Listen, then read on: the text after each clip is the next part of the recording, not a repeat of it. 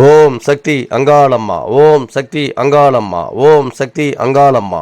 உலகம் பிறக்கும் முன் ஒரு நாழி முன் பிறந்தால், கலியுகம் பிறக்கும் முன் கால் நாழி முன் பிறந்தால், சூரியன் சந்திரன் இல்லாத நாட்டிலே முந்தி பிறந்தால், மூவரை ஈண்டெடுத்தால், செத்து பிழைத்தால், சிவனுக்கே பாரியானால், மாண்டு பிழைத்தால், மறுரூபமான மாயசக்தி எங்கள் ஆதிசக்தி, எங்கள் அங்காள பரமேஸ்வரி. நீங்கள் இப்போ பார்த்துங்கிறது உலக புகழ்பெற்ற மேல்மலையனூர் அருள்மிகு அங்காள பரமேஸ்வருடைய ஊஞ்சல் தாலாட்டு அம்மனை தான் பார்த்துட்ருக்கீங்க. மாதம் அமாவாசைக்கு ஊஞ்சல் தாலாட்டு பாடி அம்மாவை சந்தோஷப்படுத்துவோம். இந்த மாதம் ஊஞ்சல் உற்சவம் கிடையாது, சித்திரை மாதத்தில் ஊஞ்சல் உற்சவம் கிடையாது, மாசியிலையும் ஊஞ்சல் உற்சவம் கிடையாது. அதான் நான் காமிச்சிருக்கேன் ஊஞ்சல் தாலாட்டு அம்மன். இந்த மாதம் அம்மன் சக்திகரகமாக மாறி அந்த அக்னி கூடத்தில் எப்படி அவங்க புதுசாக வந்தாங்களோ, மலையனூருக்கு வந்தாங்களோ, அந்த மாதிரி அந்த அக்னி கூடத்திலேயே அம்மா வரவழைச்சி சக்தி கரகமாக நின்று அதில் பூ கரகமாக ஜோடித்து அதை தலையில் வச்சு ஆடிக்கிட்டே வருவோம். ஊர்வலம்லாம் கடைசியில் அம்மா கோயில் உள்ளே வந்துடுவாங்க. இது சக்தி கரகம். இது சக்தி கரகத்தில் சின்ன கரகம்னு சொல்லுவாங்க, ட்ரையல் கரகம் கூட சொல்லலாம். மெயின் கிரகம் மாசி மாதம் அந்த சிவன் ராத்திரி அன்னைக்கு முன்னால் தான் இந்த சக்தி கரகம் எடுப்போம்.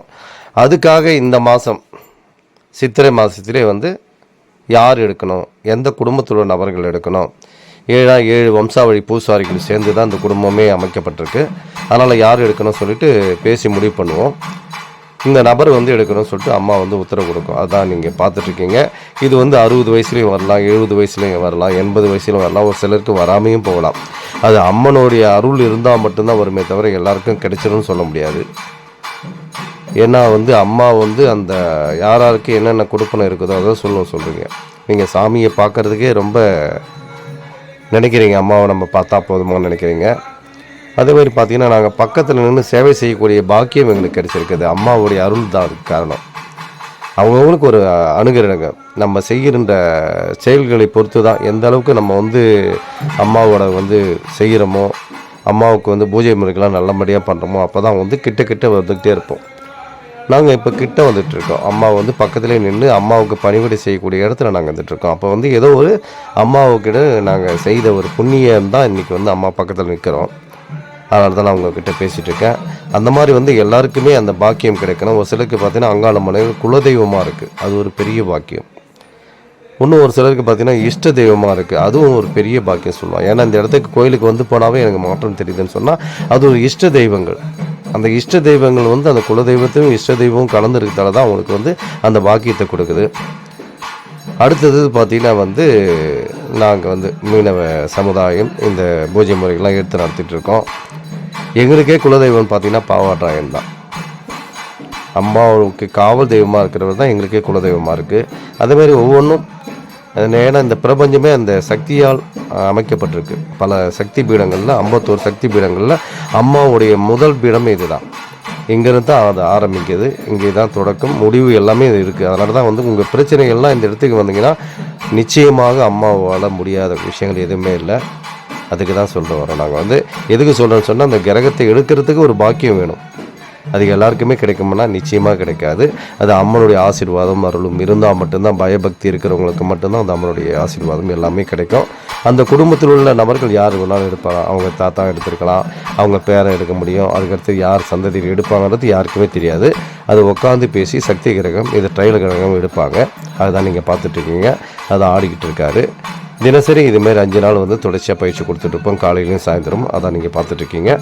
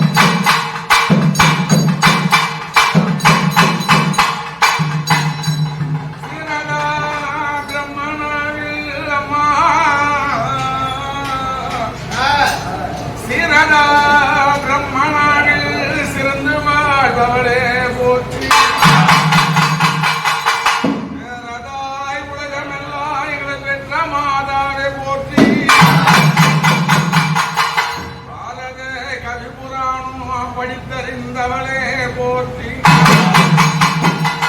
சாரதா பாலயம்மா சரஸ்வதி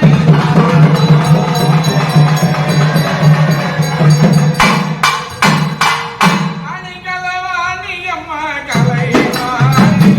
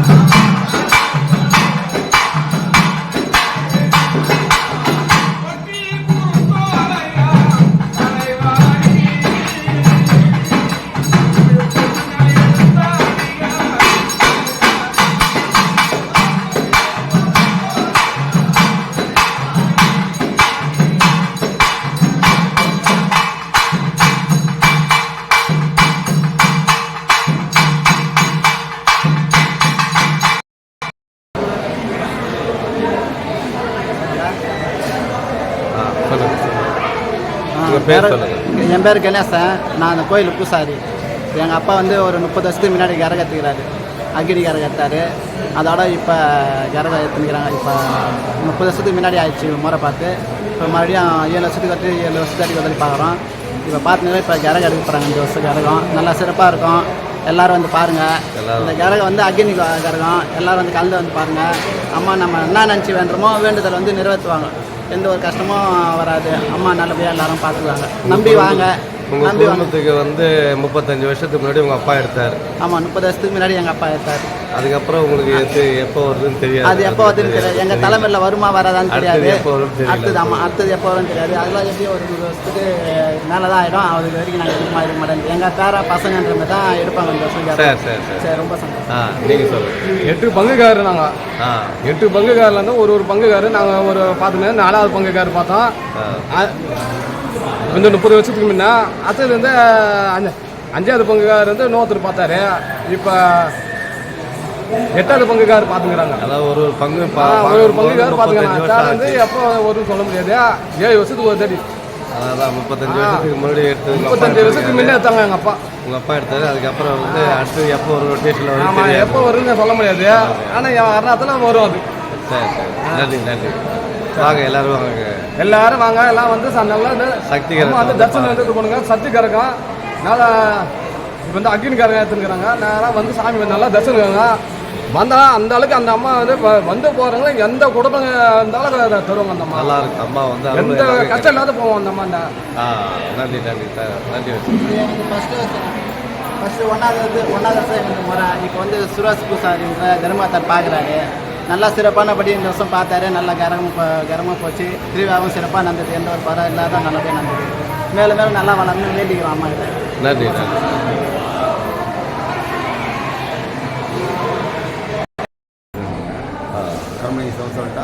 சொல்லுங்கள். நீங்கள் சொல்லுங்கள். என் பேர் தர்மலிங்கம். மேல்மலையின் ஒரு கோயில் பூசாலியாக இருக்கிறேன். இந்த மாதம் சித்திர கிரகம் ஊஞ்சல் கிடையாது. அதனால் சித்திர கிரகம் பூங்கரகம்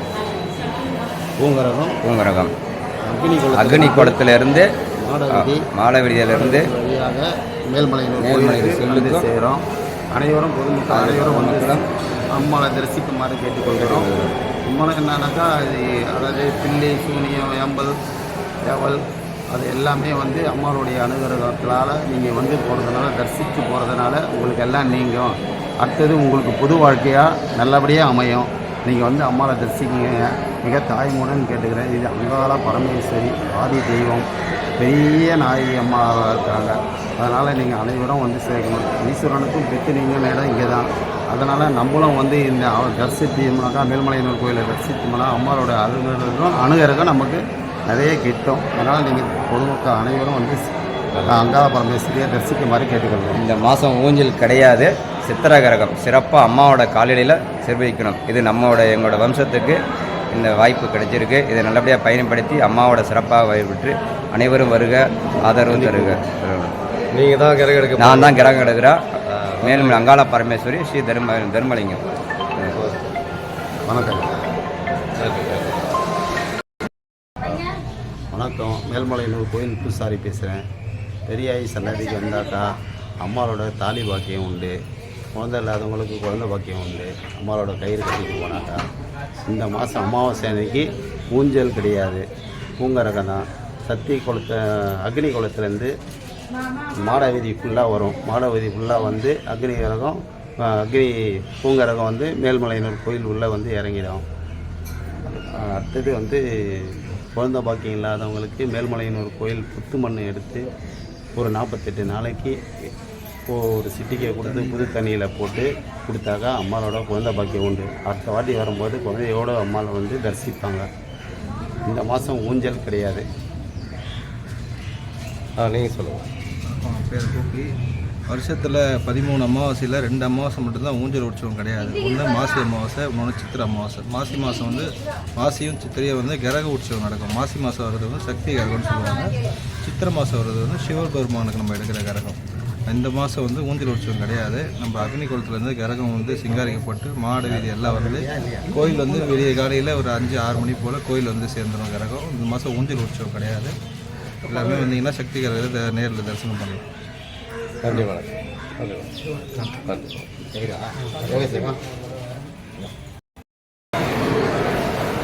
ஓம் பராசக்தி அங்காள பரமேஸ்வரி அங்காள துணையை போற்றி சிவனை போற்றி மதுவனை போற்றி முதல்வனை போற்றி ஓம் கணபதி மகா கணபதி முக்கன் முடியாய் மோஷி வாகன் ஆதிசக்தி அன்புள்ளே மேல்மலையில் பூசாரி பேசுகிறேன் அனைத்து மக்களுக்கும் வணக்கம். இந்த மாதம் ஊஞ்சல் கிடையாது, சக்தி கரவும் பார்க்கலாம்.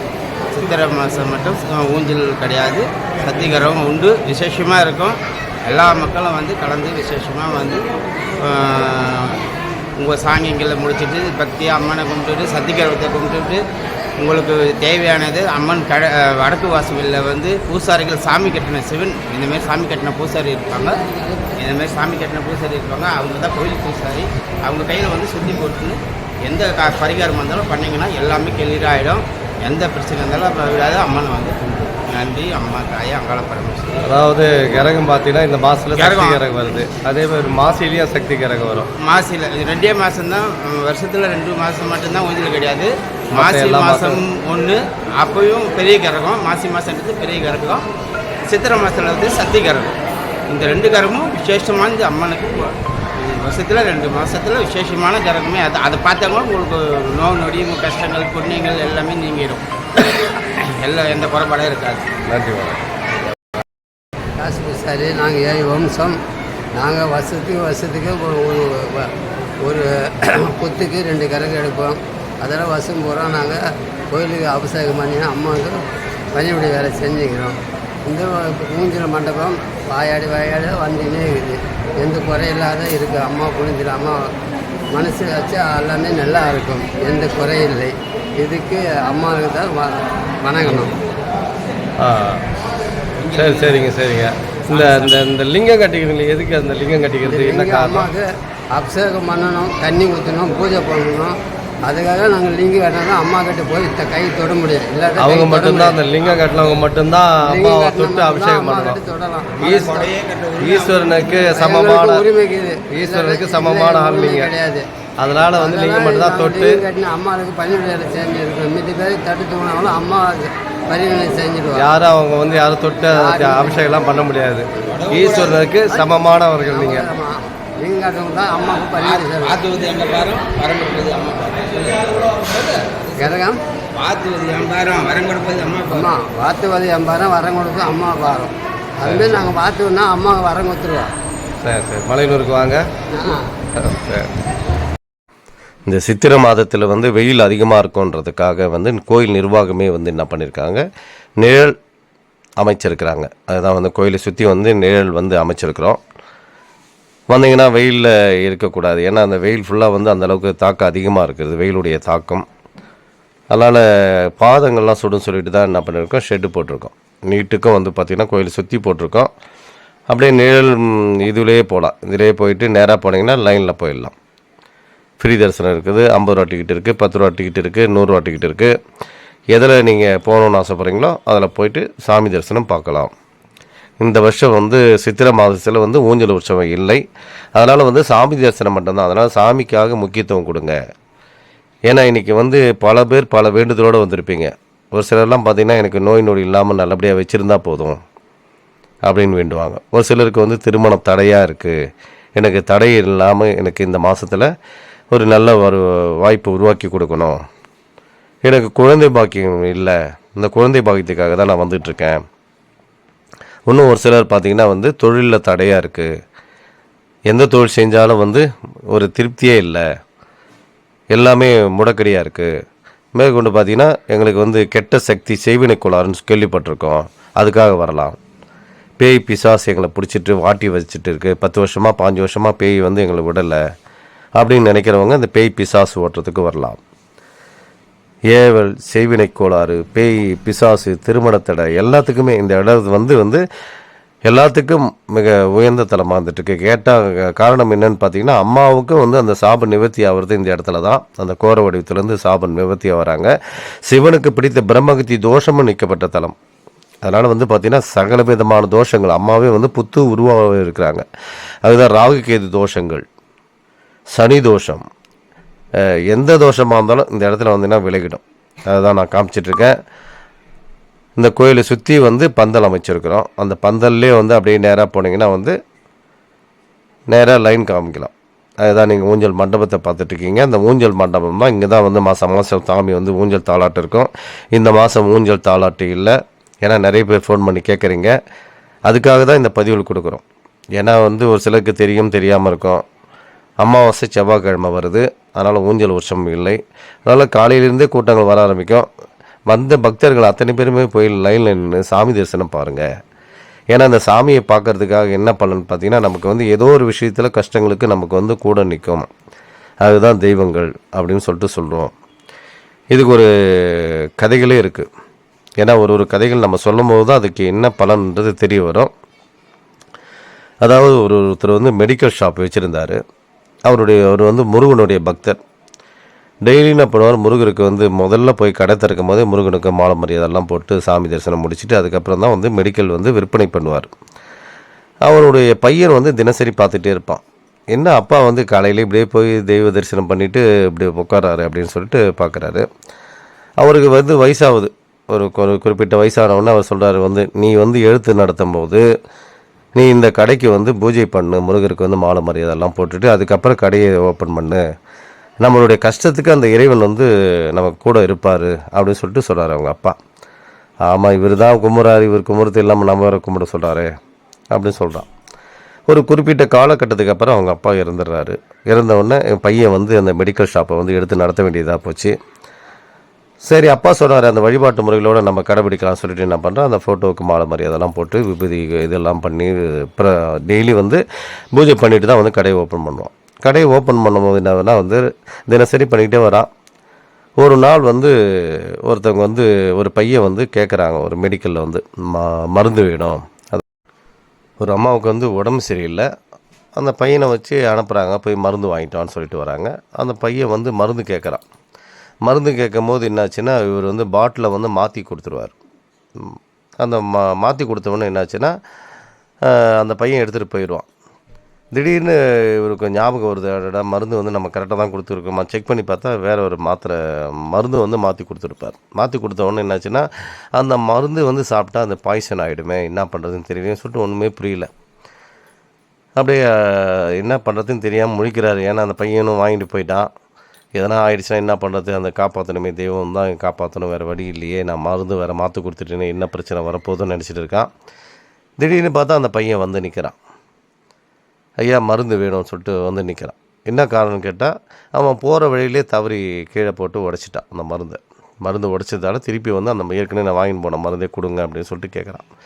கேட்கும்போது அப்போ தான் அவருக்கு வந்து உணர்வு புரியுது, அப்பா சொன்னது கரெக்டு தான். அப்பா சொல்லியிருந்தான், டெய்லி வந்து இந்த எல்லாமே பூஜைகள் கரெக்டாக பண்ணு, உன்னை வந்து அதாவது தெய்வம் வந்து ஏதோ ஒரு இடத்துல வந்து உன்னை காப்பாற்றும் அப்படின்னு சொன்னார். அதே மாதிரி பார்த்தீங்கன்னா அவரை வந்து காப்பாற்றுது. அப்போ தான் அந்த தெய்வத்தை வந்து முழுசாக நம்புகிறான். எதுக்கு சொல்கிறேன்னு சொன்னால், நம்ம பிரச்சனைக்கு வந்து தெய்வம் தான் நம்ம கூட துணை நிற்கும். நிறைய பதிவுகள் இருக்குது. இந்த மாதிரி பதிவுகள்லாம் பார்த்திங்கன்னா நிறைய. கண்ணதாசனே ஒரு காலத்தில் பார்த்திங்கன்னா சாமியே இல்லைன்னு சொல்லிட்டு சொல்லியிருக்கிறாரு. நிறைய வந்து பண்ணியிருக்கிறார். அதுக்கப்புறம் தான் வந்து இந்த கண்ணதாசன் வந்து இந்த பொன்மழை அப்படின்ற ஒரு பதிகத்தை வந்து எழுதுவார். அதை எழுதும் போது தான் அவருக்கு வந்து அவர் ஏற்கனவே கடனில் இருக்கிறாரு. அந்த பதிகத்தை எழுதும் போது பார்த்தீங்கன்னா அது எக்கச்சக்கமான பிரதிநிதி விதிச்சான். அந்த கடனே அதனால தான் அடித்தான். அவர் சினிமா துறையில் சம்பாதிச்சதை விட வந்து இந்த பதிகம் எழுதும் போது எனக்கு ஒன்றுமே தெரியாதுன்னு சொல்லி தான் சொன்னாராம். பரவாயில்ல, நான் சொல்லக்கூடிய அந்த சமஸ்கிருத மொழி இதை வந்து தமிழில் இருந்து டிரான்ஸ்லேஷன் பண்ணி எழுதுங்க அப்படின்னு சொல்லிட்டு பொன்மழை அப்படிங்கிற ஒரு பதிகத்தை எழுதுறாரு. அது அவருடைய கடனே அடையுது. அப்போ தான் சொல்கிறார், இறைவனுடைய அருள் வந்து அப்போ தான் உணர்றாரு. அதுக்கு மேலே தான் வந்து இந்து மதம் அந்த புத்தகத்தை எழுத ஆரம்பிக்கிறாரு. ஏன்னா வந்து நான் இது வரைக்கும் வந்து சாமியே இல்லைன்னு நினச்சிட்டு தான் இருந்தேன், சாமி இல்லை அப்படின்னு தான் இருந்தேன். இப்போ தான் நான் அது உணர்றேன். நானும் வந்து பல மனிதர்கள் போல தான் இருந்தேன் அப்படின்னு சொல்லிட்டு கடைசியில் வந்து கண்ணதாசன் பதிகம் வந்து இந்த மாதிரி இந்து மதம் சொல்லிட்டு அவர் விளக்கம் கொடுக்குறார். அதுக்காக வந்து பார்த்திங்கன்னா ஒவ்வொருத்தருமே வந்து அந்த இறைவனை வந்து கிட்ட நாடும்போது தான் நமக்கு தெரியும் என்னென்ன விஷயங்கள் இருக்குது. ஏன்னா வந்து தினசரி நம்ம வந்து சாமியை வந்து கும்பிட்றதால என்ன பயன் பார்த்திங்கன்னா, நம்ம கஷ்டத்துக்கு நம்ம துணை நிற்கும். நல்ல நேரத்தில் அந்த துணை இல்லாட்டாலும் நம்ம கஷ்டத்துக்கு படும்போது தான் நம்ம கூட இருக்கும். அதுக்காக தான் டெய்லி வாங்கன்னு சொல்கிறதுக்கு காரணமே இருந்ததுன்னா, அமாவாசை வழிபாடுகள், பிரதோஷ வழிபாடுகள், எல்லாருடைய வழிபாடுகளோடு இறைவனோடு கலந்து சேரணும். ஏன்னா இது வந்து மாய உலகத்தில் இருந்துகிட்ருக்கோம். இந்த கலியுகமே வந்து நல்லவன் கெட்டவன் எதுவுமே தெரியாமல் போயிட்டுருக்கோம். நம்ம நிம்மதியாக சந்தோஷமாக இருக்கணும்னு சொன்னால் இறைவனுடைய அருளும் வேணும், அவங்க கூட ஆசீர்வாதம் வேணும். அதான் நீங்கள் பார்த்துருக்கீங்க, மயான காளி பார்த்துருக்கீங்க. ஓம் காளி பகவதி பைரவி என்னை எதிர்த்து வந்த இதயம் கட்டு, கடுகுபன பட்சியை கட்டு, மிருகத்தை கட்டு. ஓம் காளி ஓம் ருத்ரி ஓங்காரி ஆங்காரி அடங்களை கட்டி நீ சபையை கட்டு, சத்ருவை கட்டு, எதிரியை கட்டு, எங்கேயும் கட்டு. சிங் வங் லங் லங். ஓம் சிவாய நம சிவாய நம. ஓம் ஸ்ரீம் க்ளீம் வாம நம சுவாகா. இந்த சேனலுக்கு எல்லாமே லைக் பண்ணுங்கள், சப்போர்ட் பண்ணுங்கள், ஷேர் பண்ணுங்கள். நீங்கள் கொடுக்குற ஒவ்வொரு விஷயத்துக்கும் நல்ல நல்ல பதிவுகள் நான் கொடுக்க போகிறேன். தினசரி இன்னும் மந்திரங்களும் உச்சரங்களும் தொடர்ச்சியாக வந்துட்டுருக்கோம். நம்மளும் இந்த கலியுகம் இறைவனோடவே சேர்ந்து பயணிப்போம். அப்போ தான் நல்ல நல்ல விஷயங்கள்லாம் நமக்கு தரும். நன்றி, வணக்கம். மேல்மலை தலைமை பூசாரி பூபதி ராஜா.